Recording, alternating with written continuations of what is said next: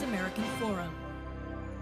To what degree do you align with the idea that bottom line, that's just about race? It's just about being unhappy that there's a black man in the president. That's fundamentally what all of that has been about, and what much of the Tea Party's energy was about. Do you buy that argument? I think that it's a little bit of both. I think that there is a tissue rejection of the idea of a Democrat being in the White House, quite frankly. There's a part of the country that just has a right to rule mentality when it comes to the White House, so that any Democrat that gets in is going to face just unyielding and really sometimes absurd opposition, right? When you have a country that was formulated on the basis of racial advantage, of saying that free white men had a certain kind of citizenship and everyone else had a different kind of citizenship, and that's foundational to the way the country was created. When you elected a black man, when you elect somebody associated with the once enslaved population of your country, you're going to get a racial reaction. And I think some of the reaction to Barack Obama was a rejection of that family being in that house, and a sense that they didn't deserve to be there, that they couldn't have gotten there but for some kind of fraud. And so how do we square that, though, then, with that that in the last presidential campaign, we had an African-American man who was leading the GOP pack at one point early on, what everyone thinks of Herman Cain.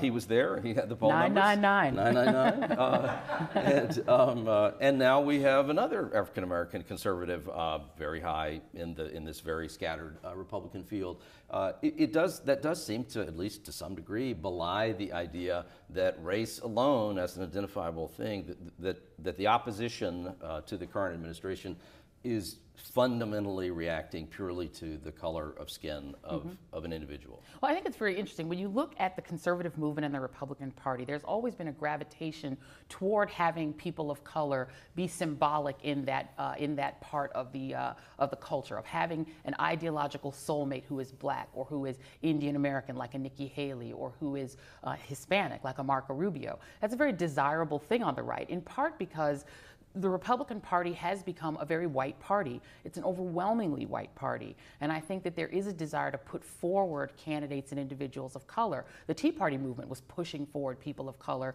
to say, I think not so much to black and brown people, but to say to white suburbanites, quite frankly, who are uncomfortable with the idea of being in a white party, no, we are not a white party.